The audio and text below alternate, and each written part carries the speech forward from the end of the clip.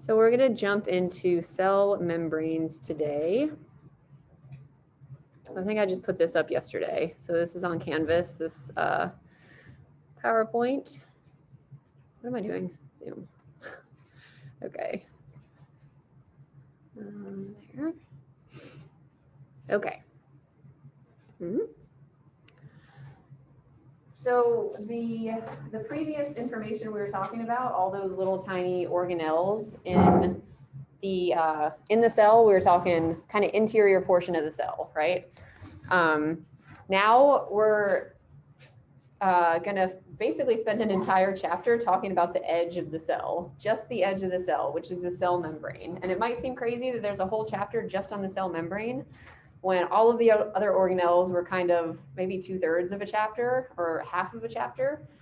But the membrane around the cell is somewhat, not really complicated. There's a lot going on, but it's really important to the functioning of the cell, and there's a lot going on with it. So we're going to spend some time really looking at essentially how things get in and out of living cells. We're going to look at the structure a little bit, but in a lot of ways, we're just talking about things moving across this membrane, so into and out of the cell.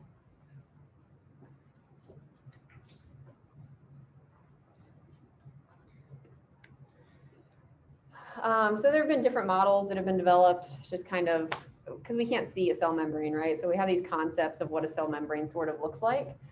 The one that's really, I spelled plasma wrong, sorry, not plamza, plasma membrane. The fluid mosaic model is sort of what we as scientists have come to accept as what the best explanation of how a cell membrane is kind of structured and how it works. So you may have heard of mosaics, like an art mosaic, if you're into art. So a mosaic is just a bunch of different pieces, like all these little tiles put together, right? That's essentially what a cell membrane is. It's a bunch of different pieces that are put together in order to make this overall, I guess, piece of art or like functioning cellular process, if that's how you want to think of it. So that's where the name comes from.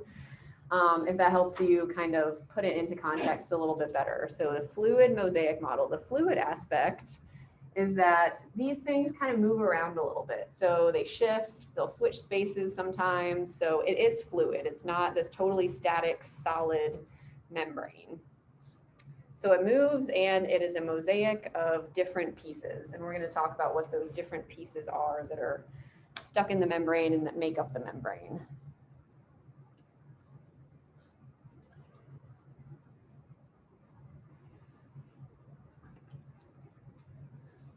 Okay.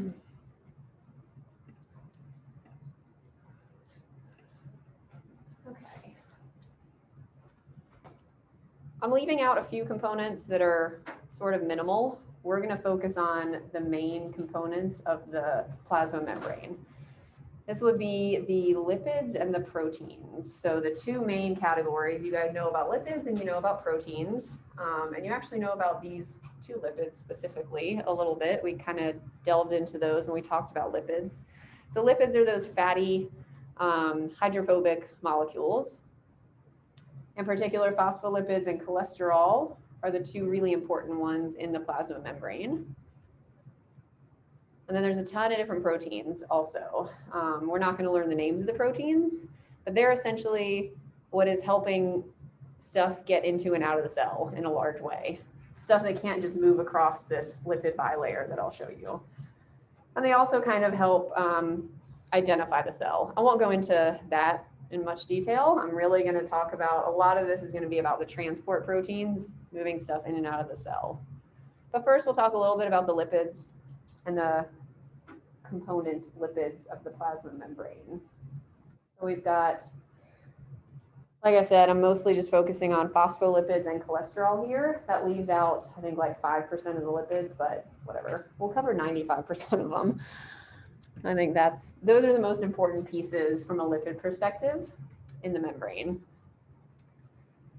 So if you think of the membrane as a whole and think of, X number of molecules making up the membrane, 98% of them are going to be lipids.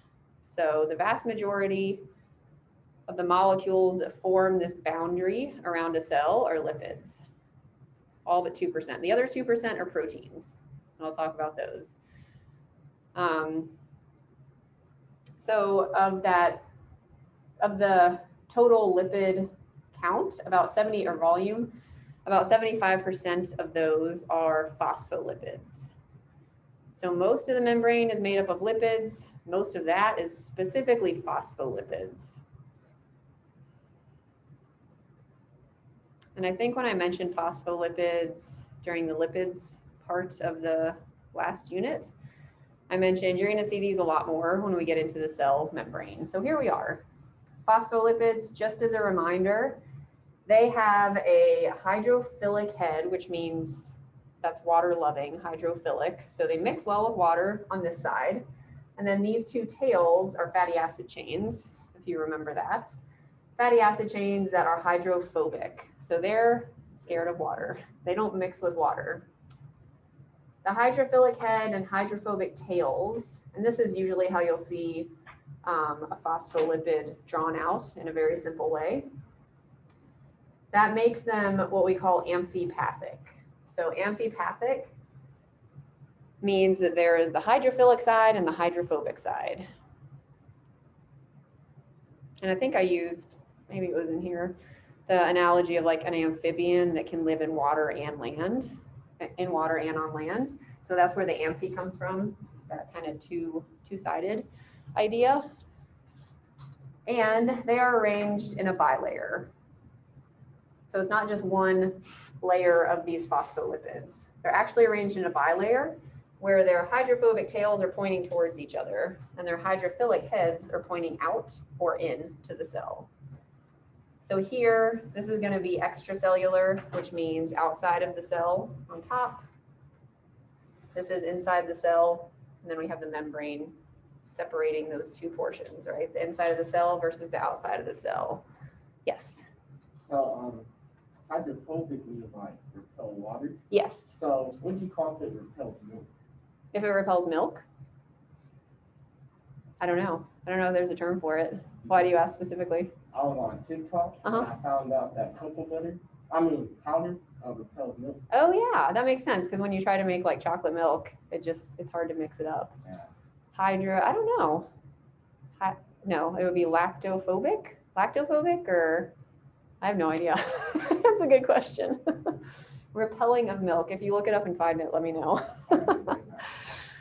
I have no idea. So yeah, we have this double layer. That's going to keep the water from just moving freely back and forth because these hydrophobic tails are in this bilayer. For the most part, water isn't just going to move freely back and forth. Some of it will come through, but it really allows for this separation between the outside and the inside of the cell. Okay, so we got amphipathic, it's a bilayer, all of these terms you want to remember. So all of these terms that are describing this part of the membrane in particular, amphipathic, bilayer, hydrophilic, hydrophobic, yeah, those are the main ones.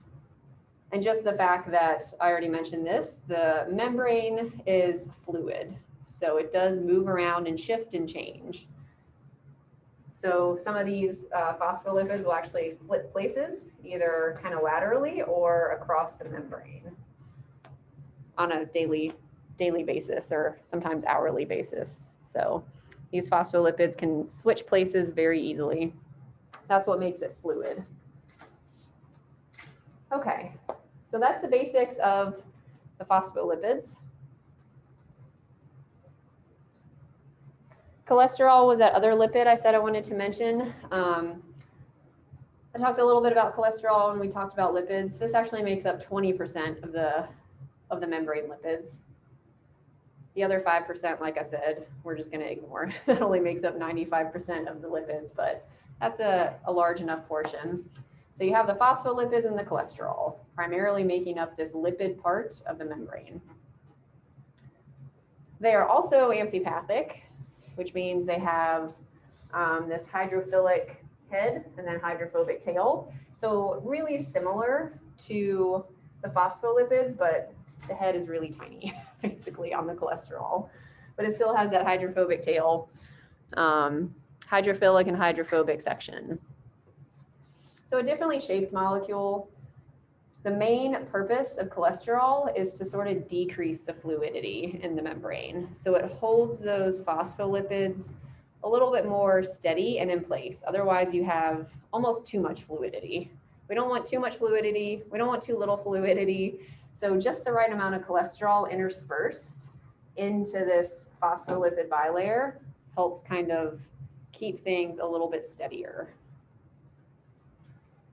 So that's why cholesterol is good for us in certain amounts, obviously. We need it. We absolutely need it. Too much can obviously over solidify certain things, so we don't want that.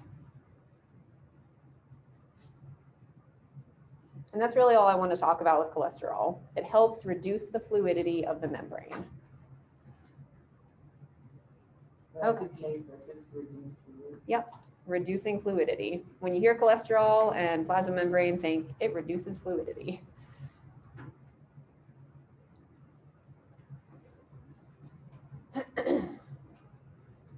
All right, so I think that's all I have on the lipid aspect of the plasma membrane. And again, that's 98% of the molecules. Now the other 2% is really important, the proteins. They do a ton. They just don't make up that much of the actual membrane. So we'll go into the membrane proteins. So you'll see them kind of drawn in these different diagrams, sort of like this. It'll just be this kind of blob interspersed into this otherwise phospholipid bilayer. So these are going to be our membrane proteins. I'm not going to go into detail on these different types. I'm just really going to talk about the transmembrane ones, the big ones that go across the whole membrane. Okay, so like I said, this is the other 2% of the number of molecules in the plasma membrane, other than the lipids. But they're really big and heavy. So all these phospholipids, there's a lot of them, but they're tiny and they don't weigh a whole lot. The proteins are heavy and take up a lot of space, but there's not that many of them. So kind of a trade-off or a balance there. They make up 50% of the mass of the membrane. Like I said, I'm really just going to focus on the transmembrane protein. So trans means across. So these proteins go across the entire membrane. So they contact the outside of the cell as well as the inside of the cell. So outside of the cell here, inside of the cell here. Okay. So these are how we're going to get a lot of molecules to pass across this sort of difficult barrier for a lot of molecules to get across. They're going to go through these proteins in one way, one direction or the other. Okay.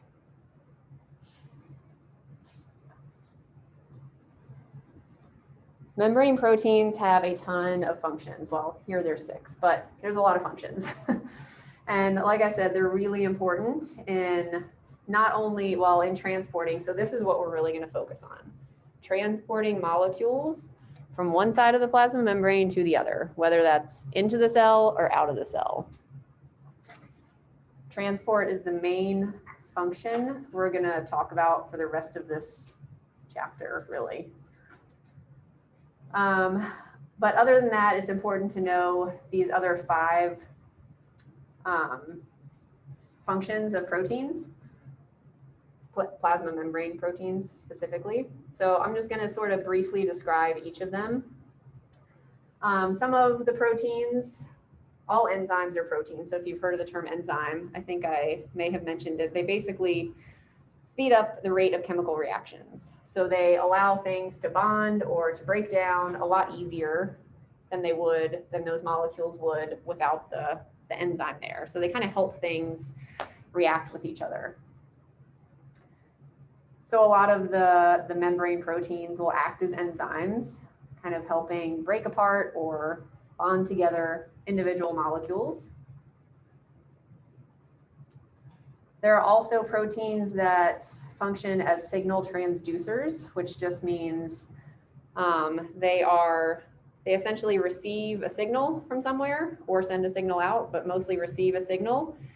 And that little signaling molecule will be accepted by this protein, and then that sends basically an electrical signal into the cell and tells the cell something, whatever that might be. There's a lot of different things that it can tell the cell, but it's basically just communicating. So it's taking information from, say, a hormone that's being released.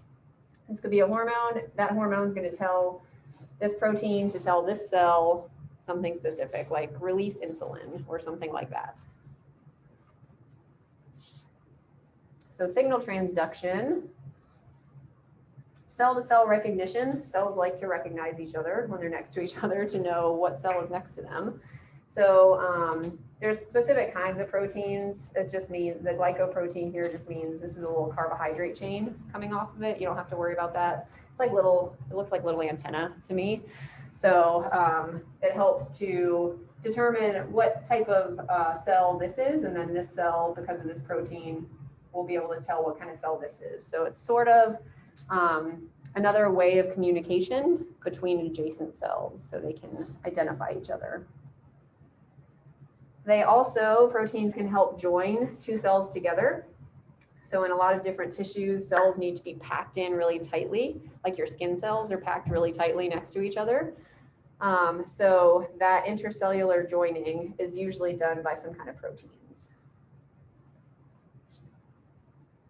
And then in addition to joining two cells, proteins will also attach to what we call the extracellular matrix. So if there's, say you have a cell, it's not just floating out there freely in some kind of liquid in your body.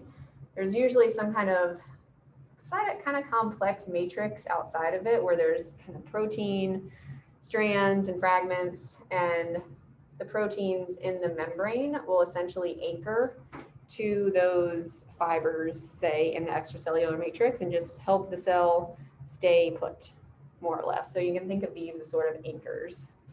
Anchors for the cell in this otherwise kind of open space. All right. So those are the 6 main functions of proteins. I want you to know about these 5, but I'm not going to go into detail on B through F. We're really, like I said, going to focus on just transport.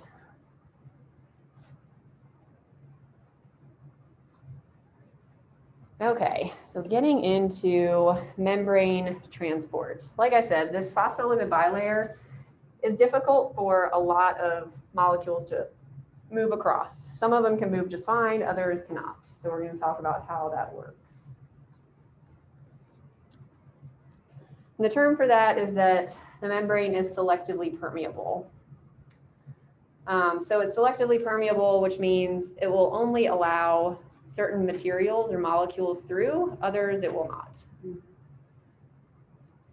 So not everything can get into the cell, and not everything can get out of the cell just when it wants to. The plasma membrane is kind of the gatekeeper and allows what needs to come in and what needs to go out. This is done through a few different methods. The 2 big categories, the main categories, are passive and active transport. So passive transport just means no energy is required. And there's a few different types of that. It's due mostly just to the random molecular motion of particles.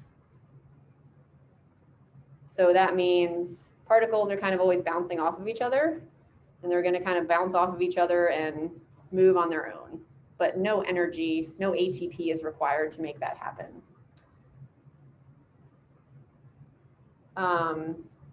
There are 3 basic types. So we have simple diffusion, facilitated diffusion, and osmosis. I'll talk about each of those, but that's the list. So 2 types of diffusion. Osmosis is specifically water movement. So we'll talk about each of those. And then active transport does require ATP or energy. We're just kind of grouping active transport as one kind. All right, so passive and active. here's some, I don't know, kind of, in my opinion, helpful images of what that sort of looks like. So we have these two kinds of passive transport. Osmosis is not on here. So simple diffusion and then facilitated. Facilitated just means something's helping it. And I'll talk about what diffusion is in just a second. But the facilitated diffusion basically involves proteins. Simple diffusion, things can just move through the membrane on their own. No protein needed. Active transport, you have to have a protein and you have to have ATP or energy to make that happen.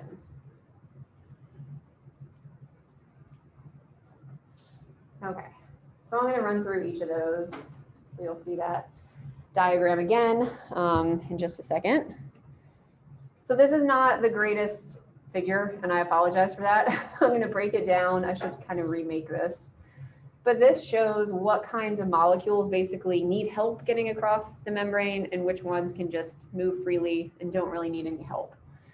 So one of the most important parts is that anything that's hydrophobic or nonpolar, those are kind of interchangeable, can easily move through the membrane.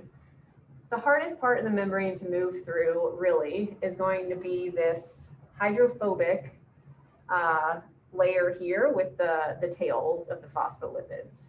So anything that is hydrophobic can easily move through there because hydrophobic molecules do not repel other hydrophobic molecules, right? So hydrophilic and hydrophobic don't mix, but hydrophobic is fine. Hydrophobic plus hydrophobic, it can move through just fine.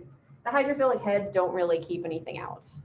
So the hydrophobic molecules that are moving past these hydrophilic heads, not a big deal. But that middle part of the membrane is the part that's going to repel basically almost anything that is not hydrophobic or nonpolar. So remember, nonpolar, there's not really any charge within the molecule.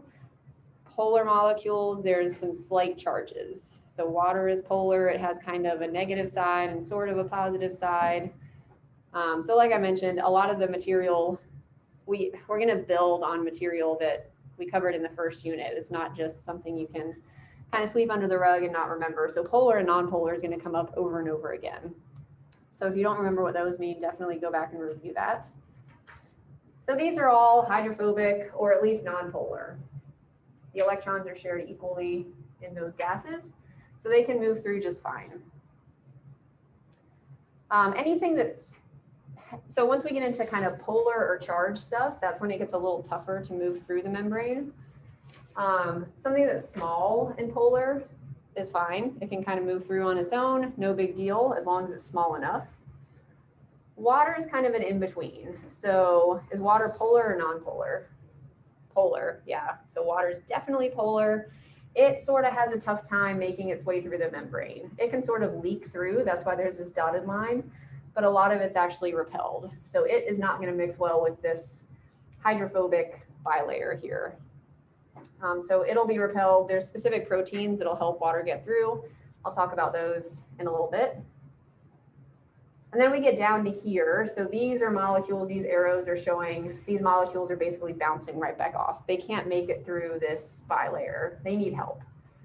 So these are going to be anything large and polar. So glucose is a good example. It's polar. It's also a pretty big molecule. So it can't make its way through. It's not a small polar molecule. So it is going to need something to help it get through. Anything with a charge. So polar molecules can't make it through. They're only slightly charged, right? Ions are completely charged. And so they are, even if they're small, so one ion of potassium is really tiny, but it can't make its way through because it's charged. Anything that's charged essentially is not going to make its way through this bilayer. So it bounces back off. And then kind of, yeah, anything that's charged and polar, obviously, no way, it's not going through. So that would include, yeah, amino acids, ATP, and then this we'll learn about as we get into respiration, but don't worry about that. So from this figure, I basically want you to know, you don't have to know the examples, but know what types of molecules kind of categorically can make it through on their own versus those that can't.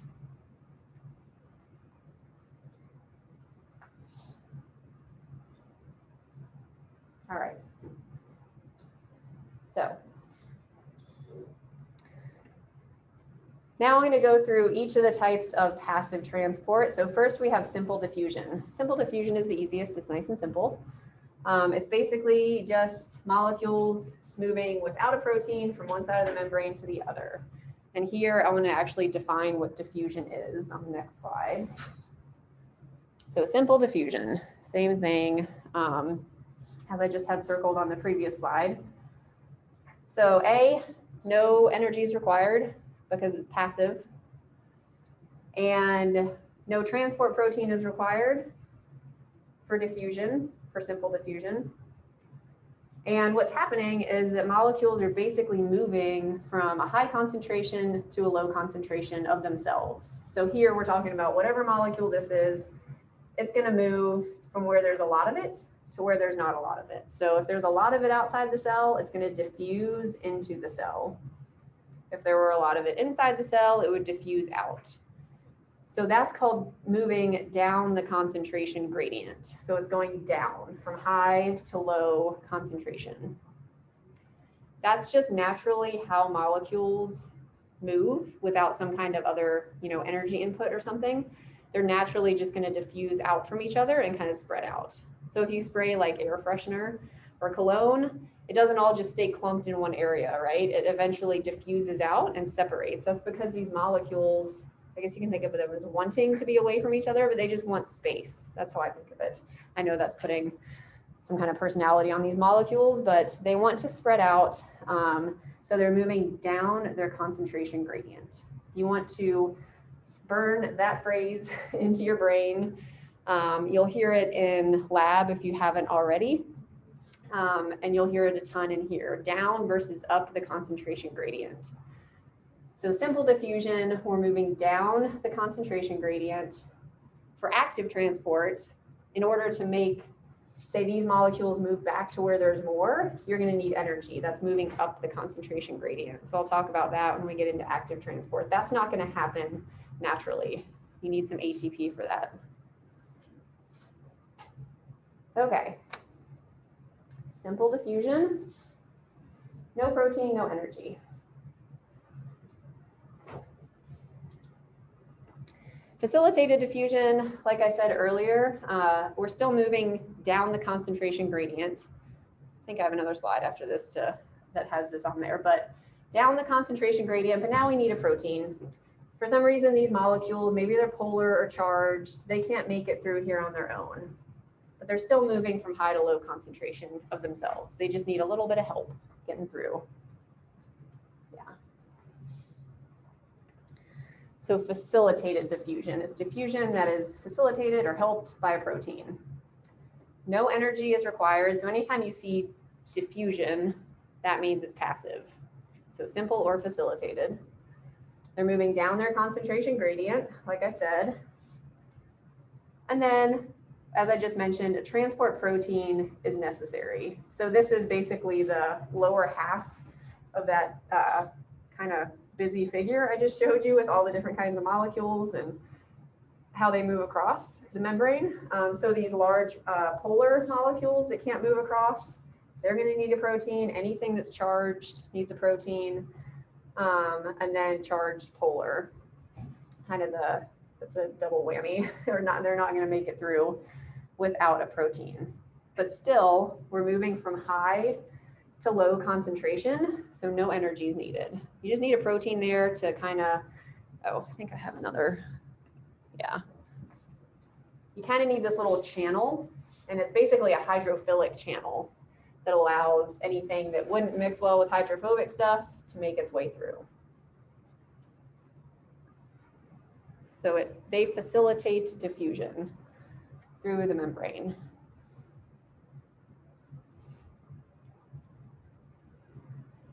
Okay. And then osmosis. So I haven't talked at all about osmosis yet. This is specifically the movement of water. So when you think osmosis, think water for our purposes.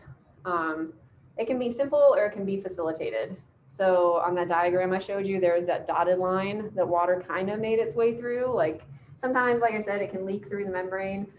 Most of the time it's going to need a protein to get it through because it's polar.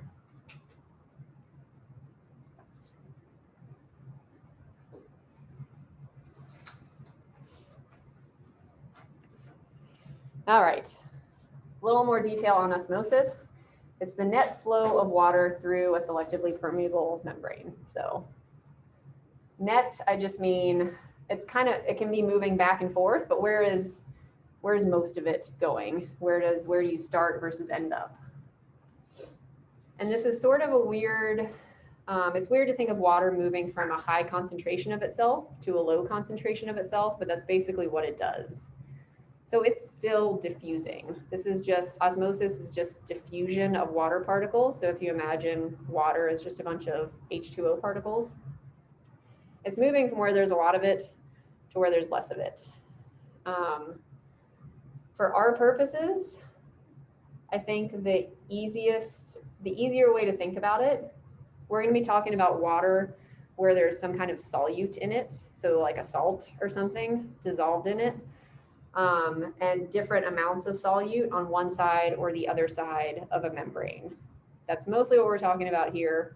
So for me, it's a little bit easier to think of the solute particles basically pulling water towards them. So if you have a lot of solute, say on this side, so here we have this kind of U-shaped tube. There's a selectively permeable membrane here. On the left side, those triangles are solute particles. So imagine little salt, like NaCl particles. And there's a few on the B side. There's a lot on the A side. So the water is going to move towards the higher concentration of solute. That's always how I think about it. I don't know, my brain just works that way. It's the same as saying that water is moving from where there's a lot of water to where there's less water. Right? So there's less water over here because more of that volume is taken up by the solute particles. That doesn't naturally make sense in my head. So I just think water wants to dissolve those solute particles. So it's going to move to where there's more of them. So you'll see a decrease, assuming, the solute can't move back and forth. You'll see the water moving towards that side of this little U-tube. So think about it in whichever way makes the most sense to you. It's still the same idea. It just makes more sense to me that the solute's kind of pulling the water over. I don't know why. All right. So water is going to move from low to high solute concentration, but high to low water concentration. We'll do some practice with this kind of stuff too. Maybe on the next slide. No, not quite. Okay. So there's a very specific kind of protein that helps water get across the cell membrane. It's called an aquaporin. So it's like a pore that's made for water, basically. So these essentially only let water back and forth. Water is obviously really critical to a lot of different cellular processes and makes up kind of the main volume of the cell inside. So it going in and out needs to be fairly efficient. Here again, you see that dotted line for water going into the cell. It's just not very good at getting across that plasma membrane because it's hydrophobic. So water fearing, right? And this is water, so it's not going to make its way across very well. The aquaporin essentially just creates this nice little channel for the water to diffuse through. This is still passive. We're still talking diffusion, so high concentration to low.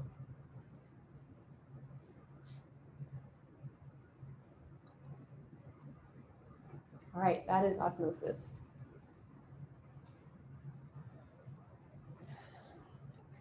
This next topic is sort of related. It is related to osmosis. We're going to look at how water essentially moves across membranes in a more specific way. So tonicity, it's a weird word, but all it means is how much solute is in one solution versus another. So we're always going to be comparing two solutions when we're talking about tonicity. And like I just said, wherever there's a higher solute concentration, that's where water is going to move. So that's essentially what we're looking at with tonicity. There's three different kinds of tonicity, I guess. So 3 different ways that solutions can be referred to in reference to each other. So first you have a hypotonic solution. So a hypotonic solution, again, we have 2 solutions that we're comparing. The hypotonic solution is going to be the one that has less solute in it. Hypo means low. Tonic refers to the stuff dissolved in it, the solute. So low solute concentration is what hypotonic means. It's going to have a lower solute concentration than whatever other solution you're comparing it to. So obviously there always has to be 2 that you're looking at. One's low, one's high. The low one is going to be hypotonic. The other one would be hypertonic.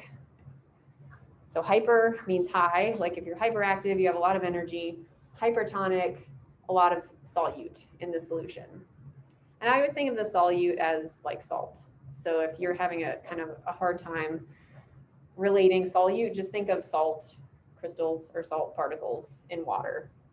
So a hypertonic solution is going to be the solution out of the 2 that you're comparing with more salt or solute in it. So you always have a hypo and a hypertonic option for what we're talking about anyway.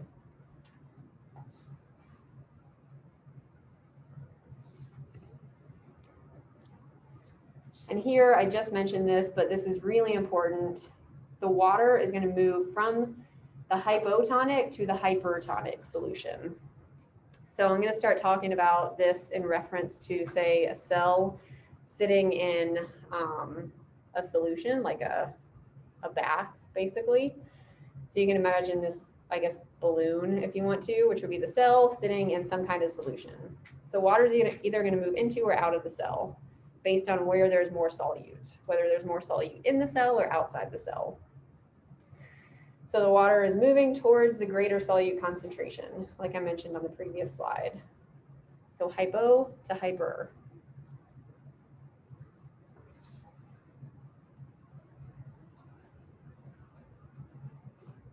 So hopefully this graph or figure kind of helps explain this.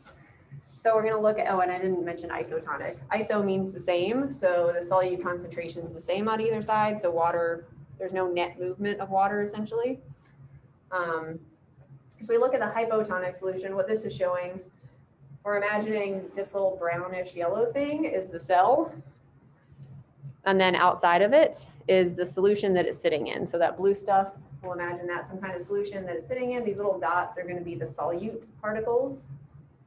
So in a hypotonic solution, this is the cell, it's sitting in a hypotonic solution, is what this is showing. There's not a whole lot of solute outside the cell, or yeah, solute outside the cell versus inside. So that means water is going to move towards where there's more solute. So it's going to move into the cell. Water is going to move into the cell.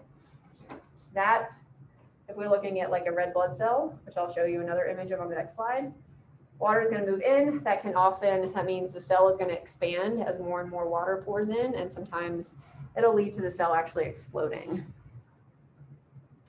Isotonic, water is moving in and out at the same rate, so that's easy. Hypertonic, just flipped the opposite of hypotonic, right? So now we have the cell with less solute than outside the cell. So which way is water going to move now? Into or out of the cell?